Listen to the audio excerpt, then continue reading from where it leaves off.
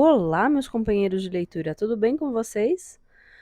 Mais uma semana começando pra gente na leitura? Hoje é quarta-feira, dia de Ramsés. Livro 4, A Dama de Abu Simbel. Vamos conhecer um pouquinho sobre a história da construção desse templo maravilhoso que existe até hoje no Egito e é um símbolo do amor entre o faraó Ramsés II e a sua esposa Nefertari. Nossa, já dei um baita de um spoiler, né, pra quem não conhece a história. Mas antes disso, temos toda a problemática entre Moisés, a volta de Moisés,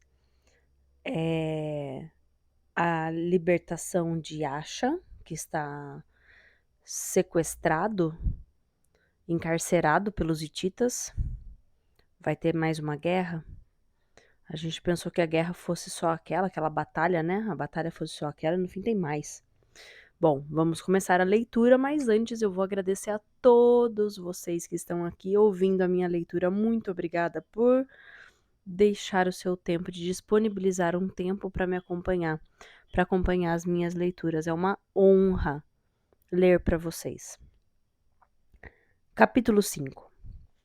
K, o filho de Ramsés e de Zete a Bela, copiava para um papiro virgem as máximas do velho sábio Ptah-hotep, que com a idade de 110 anos considerara útil colocar por escrito alguns conselhos destinados às gerações futuras.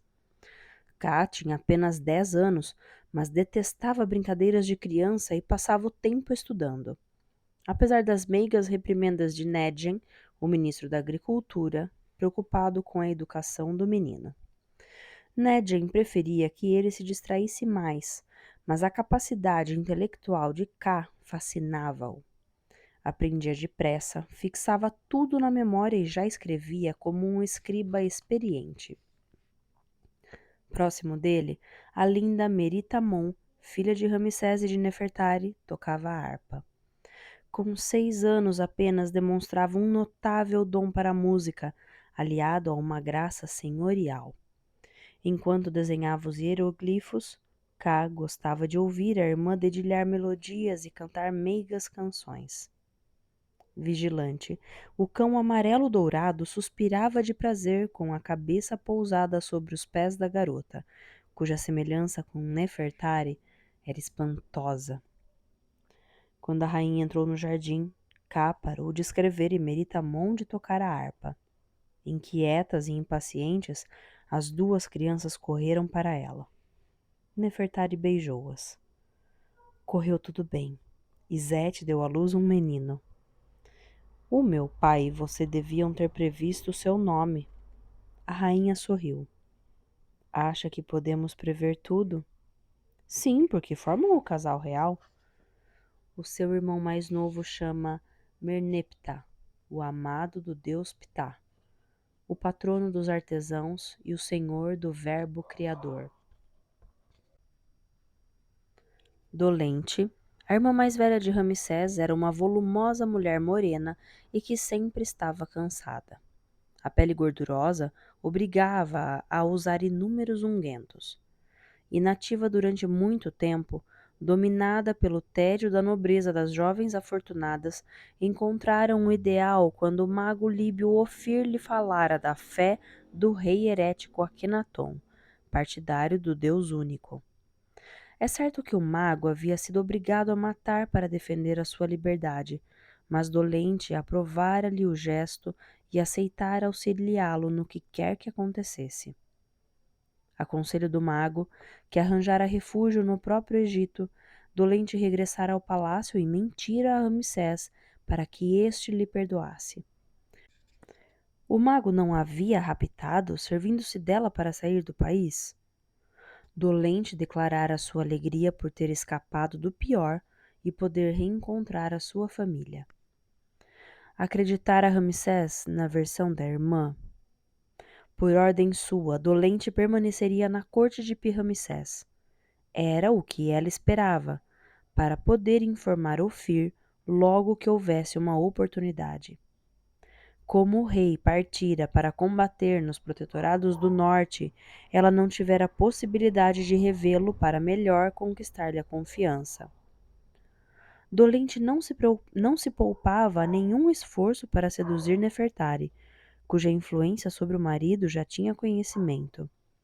Quando a rainha saiu da sala do conselho após uma conferência com os responsáveis pelos canais, Dolente inclinou-se perante a soberana. Majestade, permita que me ocupe de Zete. O que pretende de concreto, afinal? Velar pela sua criadagem, purificar o seu quarto todos os dias, utilizar um sabão feito da casca e da polpa da balanita para lavar a mãe e a criança, limpar todos os objetos com uma mistura de cinzas e soda. Preparei para ela um estojo de maquiagem contendo potes de base, frasquinhos cheios de essências delicadas, kohl e estiletes para sua aplicação. Izete não deve permanecer bela? Leitura de rodapé. Balanita é uma árvore rica em saponina. Voltando ao texto, ela será sensível ao seu afeto. Se Izete concordar, eu própria maquiarei. Nefertari e Dolente deram alguns passos por um corredor decorado com pinturas representando lírios, acianos e mandrágoras. Dizem que o bebê é esplêndido. Merempta será um homem muito robusto. Ontem eu quis brincar com Kai e Meritamon, mas proibiram-me. Senti uma grande mágoa, majestade. São ordens de Ramsés e minha, Dolente. Durante quanto tempo ainda vão desconfiar de mim? Admira-se? A sua fuga com esse mago, o seu apoio a Shenar. Já não tive o meu quinhão de sofrimento, majestade? O meu marido foi morto por Moisés e esse maldito mago por pouco não se apoderou do meu espírito. Shenar sempre me detestou e humilhou, e ainda assim me acusam. Apenas desejo descansar e gostaria muito de sentir o afeto e a confiança dos meus. Admito que cometi graves erros, mas terei de ser sempre considerada uma criminosa? Não conspirou contra o faraó? Dolente ajoelhou-se na frente da rainha. Fui escrava de homens maus e sofri a sua influência. Agora acabou-se. Desejo viver só, no palácio, como Ramsés exige, e esquecer o passado. Algum dia me perdoarão? Nefertari ficou comovida. Tome conta de Izete, Dolente. Ajude-a a preservar a sua beleza. Meba, o adjunto do ministro dos Negócios Estrangeiros, entrou no gabinete de Amene. Diplomata de carreira, herdeiro de uma rica família de embaixadores, era uma figura altiva e condescendente. Não pertencia a ele a uma casta superior que possuía poder e riqueza e o proibia de se ligar a pessoas inferiores? No entanto, sofrera um rude golpe quando Shenar, o irmão mais velho do rei, o expulsara do seu posto de chefe da diplomacia egípcia. Humilhado, posto de lado, julgara que nunca mais regressaria à ribalta. Isso até o dia em que a rede de espionagem hitita, instalada no Egito, o contactara. Traição. Meba nem tivera tempo para pensar nisso. Recuperando o gosto pela intriga, com o sentido dos meandros, conquistara a confiança das autoridades e conseguira novas funções. Antigo superior de Acha, tornara-se aparentemente seu fiel subordinado. Apesar do seu espírito arguto, o jovem ministro deixara-se enganar pela fingida humildade de Meba. Ter um homem experiente como colaborador, e ainda por cima um antigo bode expiatório de Shenar, levara Acha a baixar a guarda. Desde o desaparecimento do mago Ofir, chefe da rede de espionagem hitita, Meba esperava ordens que não chegavam. Congratulava-se com esse silêncio e aproveitava-o para consolidar a sua rede de amizades no ministério e na alta sociedade, sem esquecer-se de ir espalhando o seu fel. Afinal, não havia sido vítima de injustiças? Asha não era um intelectual brilhante, no entanto, perigoso e ineficaz? Meba acabava de esquecer os hititas e a sua traição. Mastigando um figo seco, Amene redigia uma carta com censuras dirigidas aos chefes dos celeiros e lia a queixa de um governador de província por causa da falta de madeira para o aquecimento. O que se passa, Meba? O diplomata detestava aquele pequeno escriba cheio de rugas e mal educado. Não está muito ocupado para poder me ouvir? Ainda tenho um pouquinho de audição, porém na condição de falar logo o assunto. Na ausência de Ramsés, não é você que se ocupa da regência do reino? Se tem qualquer motivo de desagrado, solicite audiência à rainha. É Sua Majestade que pessoalmente aprova as minhas decisões. Não brinque comigo. A rainha me mandará de volta a você. Do que se queixa? Da ausência de diretivas claras? O meu ministro está no estrangeiro. O rei trava batalhas. E a minha administração sente-se dominada por incertezas e dúvidas. Aguarde o regresso de Ramsés e de Asha. E se não regressarem? Não devemos encarar essa terrível hipótese? Não me parece. É categórico. Sou. Então esperarei. Não podia tomar melhor iniciativa. Ter nascido na Sardenha, ter sido chefe de um famoso bando de piratas, ter enfrentado Ramsés, dever-lhe a vida e tornar-se o seu chefe de segurança. Eis o destino extraordinário de Serramana, o gigante de bigode ousado, acusado por Amene de traição antes de este se retratar e conquistar a sua amizade. O sardo teria gostado de bater-se contra os hititas, esmigalhando crânios e trespassando peitos, mas o faraó ordenara-lhe que se encarregasse da proteção da família real. Ordem que Serramana cumpria, com o mesmo ardor com que outrora se preparava para atacar navios mercantes. Aos olhos do sardo, Ramsés era o mais formidável chefe de guerra que jamais encontrara, e Nefertari a mulher mais bela e mais inacessível que já conhecera. O casal real era um milagre cotidiano a cujo serviço o ex-pirata já não era capaz de abandonar. Bem pago, com alimentação abundante e de qualidade, gozando da companhia de soberbas mulheres, estava pronto a dar vida pela tranquilidade do reino. No entanto, havia uma sombra no quadro presente. O seu instinto de caçador torturava-o. O regresso de Dolente à corte parecia-lhe uma manobra que podia prejudicar Ramsés e Nefertari. Considerava a irmã do rei desequilibrada e mentirosa. Na sua opinião, o mago que a tinha manipulado continuava a servir-se dela, embora ainda não conseguisse provar. Serramana estava conduzindo um inquérito acerca da mulher loura cujo cadáver fora encontrado numa casa pertencente a Shenar, o pérfido irmão de Ramsés, desaparecido numa tempestade de areia durante a sua transferência para o degredo de Cargué. As explicações de Dolente tinham sido pouco convincentes. Que a vítima tivesse servido de médium, o sardo até admitia, mas que Dolente fosse incapaz de dizer mais alguma coisa sobre a infeliz parecia-lhe muito pouco verossímil. O seu silêncio? Pura vontade de esconder a verdade. Dolente representava o papel de perseguida para melhor ocultar assuntos importantes.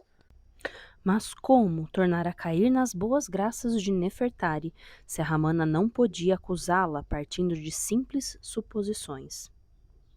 A persistência era uma das principais qualidades de um pirata. O mar permanecia deserto durante dias inteiros e, de repente, a presa surgia. No entanto, era preciso seguir na direção certa e percorrer zonas de caça abundante. Por isso, pusera em campo seus auxiliares, tanto em Mênfis como em Pi-Ramsés, munidos de retratos fiéis da jovem loura assassinada. Alguém acabaria falando. Fim do capítulo 5. Capítulo 6. A Cidade do Sol, nota de rodapé. Akhet Aton, o país de luz de Aton, no Egito Médio, na metade do caminho entre Mênfis ao norte e Tebas ao sul. Voltando ao texto. Edificada por ordem do faraó herético Akhenaton, não passava de uma cidade abandonada. Os palácios, as moradias dos nobres, as oficinas, as casas dos artesãos, os templos silenciosos para sempre, a grande avenida por onde passava o carro de Akhenaton e Nefertiti, as ruas de comércio e as vielas dos bairros populares estavam desertas. Naquela região desolada, na vasta planície à beira do Nilo, ao abrigo de um conjunto montanhoso em forma de um arco de círculo, Akhenaton consagrara um local a Aton, o deus único que encarnava no disco solar. Ninguém mais frequentava a capital esquecida. Depois da morte do rei, a população regressara a Tebas, levando consigo objetos preciosos, móveis, utensílios de cozinha, arquivos. Aqui e além havia ainda algumas cerâmicas, e na oficina de um escultor uma cabeça inacabada de Nefertiti. Com o correr dos anos, os edifícios iam se degradando. A tinta branca fendia-se e o gesso emboroava-se. Construída às pressas, a Cidade do Sol resistia mal às tempestades e aos ventos de areia. As estelas gravadas por Akhenaton para proclamar os limites do território sagrado de Aton apagavam-se. O tempo tornava os hieróglifos ilegíveis e entregava ao nada a louca aventura do místico. Na falésia haviam sido escavados os túmulos dos dignitários do regime, mas não repousava lá nenhuma múmia. Ao abandono da cidade correspondera o das sepulturas. Desde então, sem alma e sem proteção. Ninguém se atrevia a aventurar-se por ali, pois constava que os espectros haviam se apoderado daqueles lugares e quebravam a nuca dos visitantes muito curiosos. Ali estavam escondidos Shenar, o irmão mais velho de Ramsés, e o mago Ofir. Instalaram o seu domicílio no túmulo do grande sacerdote de Aton, cuja sala de colunas revelava-se confortável. Nas paredes, evocações de templos e de palácios conservavam a imagem do esplendor perdido da Cidade do Sol. O escultor imortalizara Akhenaton e Nefertiti, venerando o disco solar de onde saíam longos raios terminados por mãos que davam a vida ao casal real. Os pequenos olhos castanhos de Shenar fixavam de vez em quando os baixos relevos que representavam Akhenaton, a encarnação do sol triunfante. No entanto, Shenar, de 35 anos, rosto redondo, quase lunar, bochechas inchadas, lábios grossos e ossatura pesada, detestava esse sol, astro protetor de seu irmão Ramsés. Ramsés, o irmão tirano que ele tentara derrubar com o auxílio dos hititas. Ramsés que o condenara ao exílio no degredo dos oásis. Ramsés que queria fazê-lo comparecer perante um tribunal que decretaria sua morte. Durante a sua transferência da grande prisão de Mênfis para o degredo dos oásis, uma tempestade de areia na rota do deserto proporcionara a Shenar uma oportunidade de fuga. O ódio que sentia pelo irmão, aliado ao desejo de vingança, permitiram-lhe sair vivo da tempestade. Shenar dirigira-se então para o único local onde estaria a salvo, a cidade abandonada do deus herético.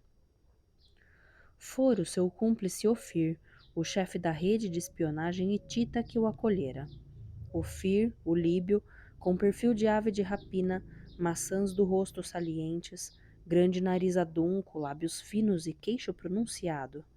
O homem que devia fazer de Shenar o sucessor de Ramsés. Enraivecido, o irmão do faraó agarrou uma pedra e atirou-a na estátua de Akhenaton, danificando a coroa do monarca. Maldito seja ele, que desapareçam para sempre os faraós e o seu reino. O sonho de Shenar desfizera-se. Ele, que devia reinar sobre um imenso império que ia da Anatólia à Núbia, encontrava-se reduzido ao estado de pária no seu próprio país. Ramsés deveria ter sido vencido em Kadesh. Os hititas deveriam ter invadido o Egito. Shenar deveria ter subido ao trono das duas terras e colaborar com o ocupante, desembaraçando-se depois do imperador hitita para se tornar o único senhor do Oriente Próximo. Ramsés, o que conduz ao naufrágio. Shenar, o salvador. Era esta a verdade que deveria ter imposto aos povos da região. Shenar voltou-se para Ofir, sentado na parte traseira do túmulo. Por que razão falhamos? Foi um período de pouca sorte. O destino há de mudar. Fraca resposta, Ofir. Mesmo sendo a magia uma ciência exata, não exclui o imprevisível. E esse imprevisível foi o próprio Ramsés. O seu irmão possui qualidades excepcionais e uma capacidade de resistência rara e fascinante. Fascinante. Terá você caído sob o encanto desse déspota? Contento-me em estudá-lo para melhor o destruir. O deus Amon não foi em seu auxílio durante a batalha de Kadesh? Está dando ouvidos a semelhantes boatos? O mundo não é apenas formado pelo visível. Circulam nele forças secretas e são estas forças que formam a trama da realidade. Shenar bateu com o punho na parede onde estava representado o disco solar, Atom. Onde o conduziram os seus discursos? Aqui, neste túmulo, longe do poder, estamos sós e condenados a perecer como dois miseráveis. Isso não é completamente verdade, já que os partidários de Atom nos alimentam e garantem a nossa segurança. Os partidários de Atom, um bando de loucos e de místicos prisioneiros das suas próprias ilusões. Não está longe da verdade, mas eles nos são úteis. Tenciona formar com eles um exército capaz de vencer o de Ramsés? Ofir desenhou estranhas figuras geométricas na poeira. Ramsés venceu os hititas, insistiu Shenar. A sua rede foi desmantelada e eu já não tenho nenhum partidário. Além de apodrecer aqui, que outro destino nos espera? A magia nos ajudará a modificá-lo. Shenar encolheu os ombros. Não conseguiu eliminar Nefertari e não foi capaz de enfraquecer Ramsés. Está sendo injusto. A rainha saiu muito marcada da provação que lhe infligi. Izete a Bela dará outro filho a Ramsés, que adotará tantos herdeiros quanto quiser. Nenhuma preocupação familiar impedirá o meu irmão de reinar. Os golpes acabarão por desgastá-lo. Ignora que um faraó do Egito se regenera após o 30º ano do seu reinado? Ainda não chegamos lá, Shenar. Os hititas não desistiram de lutar. A coligação que formaram não foi destruída em Kadesh? O imperador Muatali é um grande astuto e prudente. Soube bater em retirada no momento certo e organizará um contraofensivo que há de surpreender Ramsés. Já não tenho vontade de sonhar, Ofir. Ao longe, ouviu-se o som de um galope. Shenar agarrou uma espada. Ainda não é hora dos atonianos nos trazerem comida. O irmão de Ramsés precipitou-se para a entrada do túmulo que dominava a cidade morta e a planície. 2 homens. Vêm para cá? Estão saindo da cidade, dirigindo-se para a falésia. Para nós. É melhor sairmos desse túmulo e nos escondermos noutro lugar. Não fique nervoso. São apenas 2. Ofir ergueu-se. Talvez seja o sinal que eu esperava, Shenar. Observe bem. Shenar identificou um dos partidários de Atom. A presença do companheiro deixou-o estupefato. Meba? Meba aqui? É meu subordinado e nosso aliado. Shenar guardou a espada. Na corte de Ramsés, ninguém desconfia de Meba. Agora temos de esquecer as nossas diferenças. Shenar não respondeu. Sentia um profundo desprezo por Meba, cuja única ambição era preservar a própria fortuna e o conforto. Quando o diplomata se apresentara diante dele como seu novo agente Tita, Shenar não acreditara na sinceridade do seu empenho. Os dois cavaleiros desmontaram no início do caminho que conduzia ao túmulo do grande sacerdote de Atom. O partidário do deus solar ficou vigiando os cavalos. E Meba dirigiu-se para o esconderijo dos seus cúmplices. A inquietação apertou a garganta de Shenar. E se o alto funcionário os tivesse traído, precedendo apenas por instantes a guarda do faraó? Mas o horizonte permanecia livre. Tenso, Meba não utilizou as fórmulas de delicadeza habituais. Corro grande perigo vindo aqui. Por que me mandaram uma mensagem convocando-me para vir até aqui? A réplica de Ofir deixou-o perplexo. Está sob as minhas ordens, Meba. Irá aonde eu lhe disser que vá. Novidades? Shenar ficou surpreendido. Quer dizer então que, mesmo escondido naquele buraco, o mago continuava a dirigir a rede. Não são muito boas. O contra-ataque Tita não teve muito sucesso. Ramsés reagiu vigorosamente e já reconquistou Canaã. Dirige-se para Kadesh? Não sei. Seja mais eficiente, Meba, muito mais eficiente para me dar mais informações. Os beduínos cumpriram o que haviam prometido? A revolta parece generalizada, mas tenho de ser muito prudente para não despertar a desconfiança de Amene. Não trabalha no Ministério dos Negócios Estrangeiros? Sim, mas a prudência tem como se aproximar do pequeno Ká, o filho mais velho de Ramsés? Sim, mas por quê? Preciso de um objeto que lhe seja particularmente querido, Meba, e preciso dele muito em breve. Fim do capítulo 6. Capítulo 7. Moisés, a mulher e o filho tinham deixado a região de Madiã, que ficava ao sul de Edom e a leste do Golfo de Acaba. Fora ali que o hebreu se ocultara durante um longo período antes de sair da sua reclusão para regressar ao Egito, contra a opinião do sogro. Sendo acusado de assassinato, não era loucura entregar-se às autoridades do faraó? Certamente seria preso e condenado à morte. Mas nenhum argumento dissuadira Moisés. Deus falara-lhe no coração da montanha e ordenara-lhe que fizesse sair do Egito os seus irmãos hebreus, para permitir-lhes viver a sua fé numa terra que lhes pertencesse. A missão parecia impossível, mas o profeta teria forças para realizá-la. Também a esposa, Zípora, tentara dissuadi-lo. Em vão. E a pequena família partira pelos estreitos caminhos em direção ao delta. Zípora seguia o marido que, com o auxílio de um grande cajado cheio de nós, avançava a passo tranquilo, sem nunca hesitar no caminho a seguir. Quando uma nuvem de areia anunciou a aproximação de um grupo de cavaleiros, Zípora apertou o filho nos braços e escondeu-se atrás de Moisés. Alto, barbudo, de tronco largo, tinha porte de atleta. Temos de nos esconder, implorou ela. É inútil. Se forem beduínos, vão nos matar. Se forem egípcios, vão prendê-lo. Não seja medrosa. Imóvel, Moisés lembrou dos anos de estudo na Universidade de Mênfis, durante os quais fora instruído em toda a sabedoria dos egípcios, dedicando uma profunda amizade ao príncipe Ramsés, futuro faraó.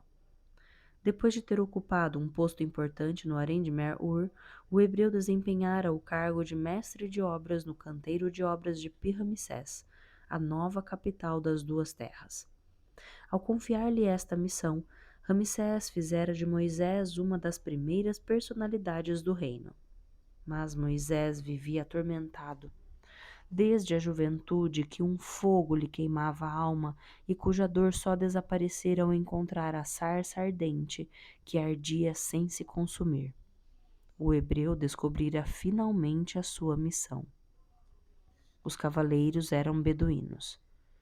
À frente vinham Amos, calvo e barbudo, e Baduk, alto e magro, os dois chefes de tribo que haviam mentido para Ramsés no cerco de Kadesh, a fim de o atraírem a uma emboscada. Os cavaleiros dispuseram-se em círculo ao redor de Moisés. Quem é você? O meu nome é Moisés, e aqui estão a minha mulher e meu filho. Moisés é o amigo de Ramsés, o alto dignitário que cometeu um crime e fugiu para o deserto? Sou eu. Amos apeou-se do cavalo e felicitou o hebreu. Estamos então no mesmo campo. Também nós combatemos Ramsés, aquele que foi seu amigo e que hoje quer a sua cabeça. O rei do Egito ainda é meu irmão, afirmou Moisés. Está sonhando. O ódio o persegue constantemente. Beduínos, hebreus e nômades devem aliar-se aos hititas para abaterem esse déspota. A sua força tornou-se lendária, Moisés. Venha conosco e atacaremos as tropas egípcias que tentam invadir a Síria. Não me dirijo para o norte, mas sim para o sul. Para o sul? Para onde está querendo ir? Espantou-se Baduk desconfiado. Para o Egito, para Pi-Ramsés. Amos e Baduk entreolharam-se estupefatos. Está zombando de nós? Perguntou Amos. Estou dizendo a verdade. Mas será preso e executado? Jeová me protegerá. Devo ajudar o meu povo a sair do Egito. Os hebreus fora do Egito. Enlouqueceu? Foi essa a missão que Jeová me confiou, e é essa a missão que cumprirei. Baduk apeou-se também. Não saia daí, Moisés. Os dois chefes de tribo afastaram-se para dialogarem, sem que o hebreu os ouvisse. É um insensato, afirmou Baduk. A sua estada prolongada no deserto fez com que seu espírito mergulhasse na demência. Engana-se. Eu enganado? Esse Moisés é um louco, não há sombra de dúvida. Não, é um homem astuto e determinado. Esse infeliz, perdido num caminho do deserto com uma mulher e uma criança? Mas que magnífica astúcia! Sim, Baduk, magnífica. Quem desconfiará de um miserável como ele? Moisés continua sendo muito popular no Egito e tem intenções de fomentar uma revolta dos hebreus. Não tem qualquer chance de consegui-lo. A guarda do faraó não o deixará. Se o ajudarmos, poderá nos ser útil mais tarde. Ajudá-lo? Mas como? Fazendo-o passar a fronteira e fornecendo armas aos hebreus. É provável que sejam exterminados, mas terão lançado a confusão em Pi-Ramsés. Moisés respirou profundamente o ar do delta. Embora tendo se tornado inimiga, aquela terra ainda o enfeitiçava. Deveria odiá-la, mas o verde suave das culturas e a doçura dos palmares deslumbravam-no, recordando-lhe o sonho de um jovem, amigo e confidente de um faraó do Egito. Um sonho que consistia em permanecer a vida inteira ao lado de Ramsés, servindo-o, ajudando-o a transmitir o ideal de verdade e de justiça de que se tinham alimentado as dinastias. Mas esse ideal pertencia ao passado.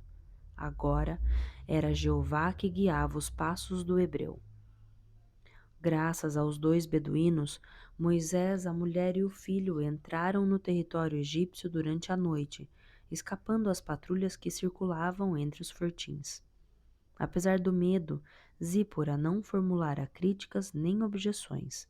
Moisés era o seu marido, e ela lhe devia obediência e o seguiria até onde ele quisesse ir. Com o nascer do sol e a ressurreição da natureza, Moisés sentiu o espírito reconfortado. Seria ali que travaria o seu combate, quaisquer que fossem os obstáculos que se lhe opusessem. Ramsés devia compreender que os hebreus exigiam libertar-se e manifestavam o desejo de formar uma nação, de acordo com a vontade divina.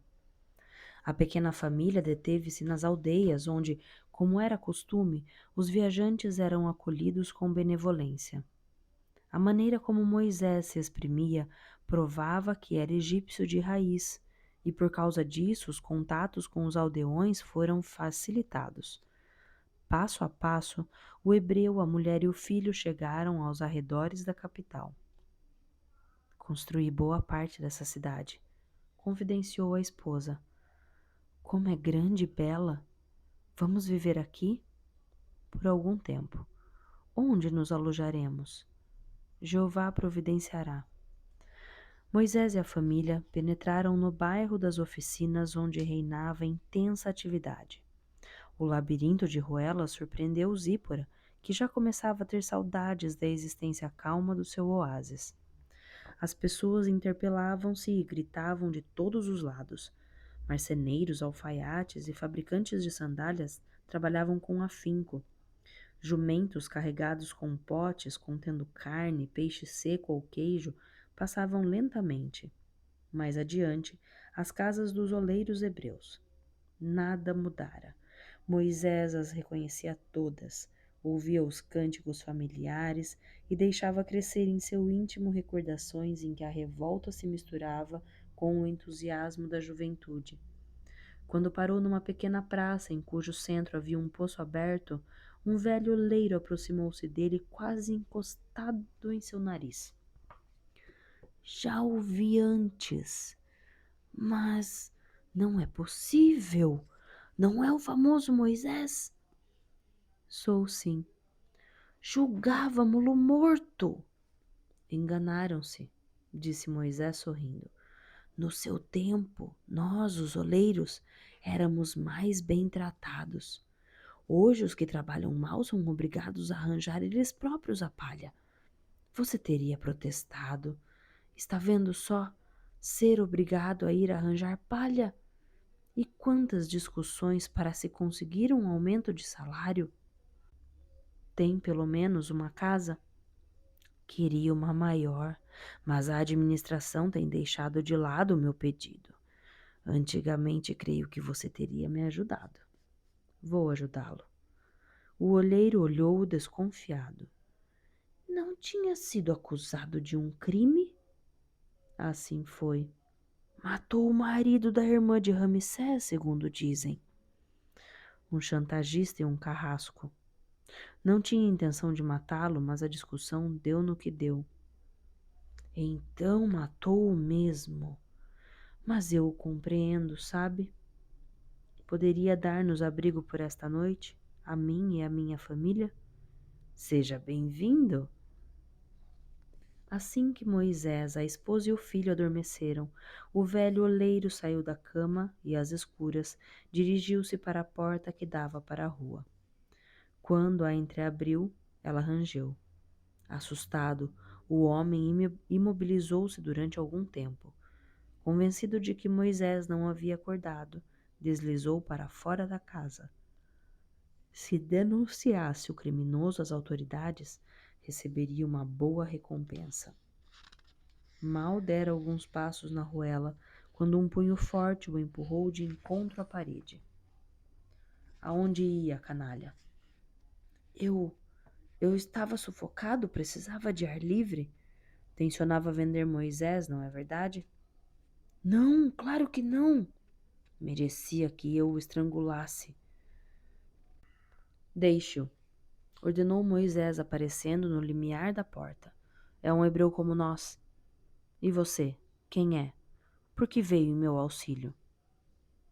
O meu nome é Arão. O homem era idoso, mas forte. Possuía uma voz grave e sonora. Como soube que eu estava aqui? Quem não o reconheceu neste bairro? O Conselho dos Anciãos deseja vê-lo e ouvi-lo.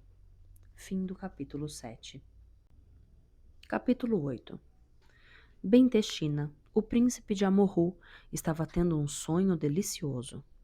Uma jovem nobre originária de Pi-Ramsés, completamente nua, perfumada com mirra, subia por suas coxas como uma gata no cio. De repente, ela hesitou e começou a oscilar, como um barco prestes a naufragar. Ben-Texina agarrou-se ao seu pescoço. Senhor, senhor, acorde! Abrindo os olhos, O príncipe de Amurru viu que estava quase estrangulando seu mordomo. A claridade da madrugada iluminava o quarto. Por que veio importunar-me tão cedo? Erga-se, suplico-lhe, e olhe pela janela. Hesitante, Bentechina seguiu a recomendação do serviçal. O peso de suas carnes flácidas dificultava-lhe o andar. Não havia qualquer bruma sobre o mar. O dia anunciava-se esplêndido. O que há para ver? A entrada do porto, senhor. Bentechina esfregou os olhos. À entrada do porto de Beirute estavam 3 barcos de guerra egípcios. E as vias de acesso terrestre? Também estão cortadas. Há um enorme exército egípcio espalhado por todo lado. A cidade está cercada. Encontra-se em boas condições? Perguntou Bentechina. O mordomo baixou a cabeça. Nós o lançamos na masmorra por sua ordem. Traga-o. O próprio Ramsés dera de comer a seus 2 cavalos. Vitória em Tebas e a deusa Mut está satisfeita. Os 2 soberbos animais nunca se separavam, ligados tanto no combate como na paz. Ambos apreciavam as carícias do monarca e soltavam relinchos de orgulho quando ele os felicitava pela sua coragem. A presença de Matador, o leão núbio, não lhes inspirava o menor receio. Não haveriam enfrentado, na companhia da fera, milhares de soldados hititas? O general do exército de Ra inclinou-se perante o rei. Majestade, o nosso dispositivo está em posição. Nenhum habitante de Beirute escapará. Estamos prontos para atacar. Interceptem todas as caravanas que deveriam entrar na cidade. Devemos prever um cerco? É possível. Se estiver vivo, nós o libertaremos. Seria muito bom, Majestade. Mas a vida de um só homem? Às vezes a vida de um só homem é muito preciosa, general. Ramsés permaneceu com os cavalos e o leão durante toda a manhã. A calma deles parecia-lhe de bom augúrio. De fato, antes de o sol atingir o auge da sua trajetória, o ajudante de campo trouxe-lhe a notícia que esperava. Bentechina, o príncipe de Amurru solicita audiência. Envergando uma ampla túnica de seda multicor que disfarçava sua gordura e perfumado com essência de rosas, Bentechina apresentou-se sorridente e descontraído. Saudações ao filho da luz, Não tenho qualquer desejo de ouvir as lisonjas de um traidor. O príncipe de Amurru não perdeu o seu aparente bom humor. A nossa conversa deve ser construtiva, majestade. Vendendo-se aos hititas, você fez uma má escolha. Resta-me um argumento decisivo. O seu amigo acha. Por que acaso pensa que a sua prisão numa masmorra me impedirá de arrasar essa cidade? Ao contrário, tenho certeza, pois não gabam todos o senso de amizade de Ramsés o Grande? Um faraó que traísse os que lhe estão próximos atrairia a cólera dos deuses. Ainda está vivo? Está. Exijo uma prova. Vossa Majestade verá o seu amigo e ministro dos negócios estrangeiros aparecer no topo da torre principal do meu palácio. Não nego que a estada de na prisão por tentativa de fuga lhe tenha causado alguns incômodos físicos, mas nada de grave. O que exige em troca da sua libertação? O seu perdão. Quando eu entregar o seu amigo, esquecerá que o traí ligeiramente e fará um decreto afirmando que a sua confiança em mim permanece inabalável. É pedir muito, concordo, mas preciso salvaguardar o meu trono e os meus modestos bens. Se tivesse a lamentável ideia de me deter como prisioneiro, é claro que o seu amigo seria executado. Ramsés permaneceu silencioso por um longo momento. Preciso refletir, disse com calma. Bentechina tinha apenas um receio, que a questão de Estado se sobrepusesse à amizade. A hesitação de Ramsés fê-lo estremecer. Preciso de tempo para convencer os meus generais, explicou o rei. Crê que é fácil renunciar à vitória e perdoar um criminoso? Bentechina ficou mais aliviado. Criminoso não será um termo exagerado, majestade. A política das alianças é uma arte difícil. Visto que faço uma honrosa correção, por que não esquecer o passado? O Egito representa o meu futuro e darei provas da minha fidelidade. Pode ter certeza disso. Se me atrevesse, majestade, ainda há mais? Tanto a população como eu veríamos com maus olhos um bloqueio à cidade. Estamos habituados a viver bem e a entrega das mercadorias faz parte do nosso pacto. Enquanto espera a redação do seu decreto e a sua própria libertação, até mesmo acha ficará satisfeito por estar sendo bem alimentado? Ramsés ergueu-se. A audiência estava terminada. Ah, majestade, se eu pudesse saber quanto tempo vai demorar a sua reflexão, alguns dias. Estou convencido de que chegaremos a um acordo vantajoso, tanto para o Egito como para a província de Amurru. Ramsés meditava defronte ao mar, com o leão deitado a seus pés. As ondas vinham dissolver-se perto do rei, e os golfinhos brincavam à distância. O vento sul soprava com força. Setaú sentou-se à direita do monarca. Não gosto do mar. Faltam-lhe serpentes. E nem sequer se pode ver a outra margem. Bentechina está fazendo chantagem comigo. E você está hesitando entre o Egito e Acha. Está me censurando? Eu o censuraria se fosse o contrário, mas sei qual a solução que deve escolher, e ela não me agrada. Tem algum plano? Se não tivesse, por que haveria de perturbar a meditação do Senhor das duas terras? Acha não deve correr qualquer risco. Está pedindo muito. Tem uma chance real de vencer? Uma, talvez? O mordomo de Bentechina procurava satisfazer os desejos intermináveis do seu senhor. O príncipe de Amurru bebia muito, mas só consumia vinhos das melhores colheitas. Embora as adegas do palácio fossem constantemente reabastecidas, os numerosos banquetes esvaziavam-nas rapidamente. O mordomo aguardava, portanto, cada fornecimento com impaciência.